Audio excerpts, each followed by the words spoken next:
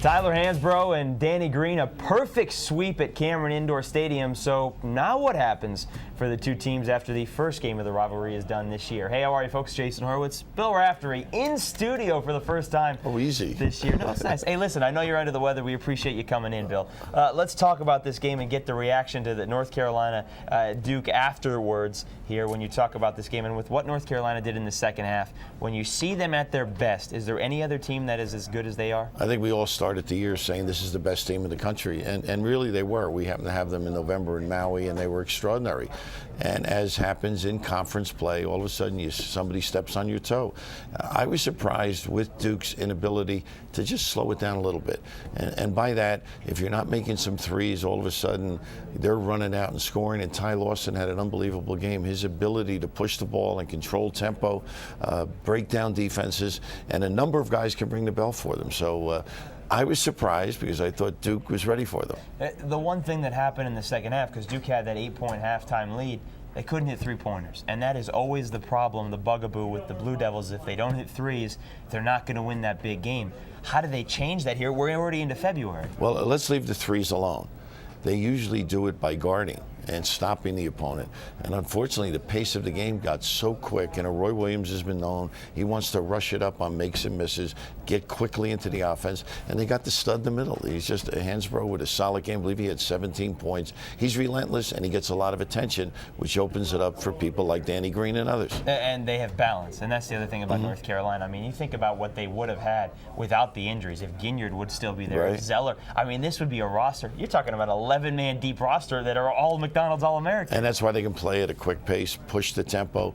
They're confident, and they've got a sub at each spot. I mean, that's a pretty good group. Let's take a look at the AP top 10 here, and Bill, and you just saw UConn on Wednesday night, so you saw the team that's at the top. But when you look at the standings, UConn and Oklahoma, North Carolina, when you look at that right there, what are the teams that stand out at you as say, you know what, I think these teams can really make it to the Final Four and win the national title? Well, at different times, for example, Michigan State, I saw them against Texas. I thought they had a chance.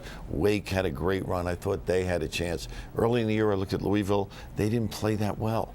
And all of a sudden, they're on top of their game. It's interesting. Jim Calhoun yesterday named all those teams and said they all have a chance to win it. And quite frankly, they do. His team, I think right now, on top of their game, the beat is becoming a monster. And by that, he doesn't have to score, although he now knows how to throw the jump hook, dig in, beg for the basketball, finish, and dunk. That's why his high percentage, by the way. You can look that one up. But this team's coming on. Defensively, they're formidable. Adrian's the heart and soul of the team. And if Dyson is healthy, he hurt his knee, they've got 4 people on the perimeter that can do damage, and not too many other people do. When you look at UConn, you look at North Carolina in your mind, and you've seen them both. Are those the two best teams in the nation? I would say yes at different times. Right now, Connecticut, and of course, Carolina with a great win at Duke has to be right there. All right, so there you go. You see what UConn and North Carolina have done this year. North Carolina with offense, and certainly defense turns into offense. UConn, well, it's defense. And Hasheem Thabeet, I mean, you look, it's not just blocking shots, and you guys made the point about it all Wednesday night on the broadcast.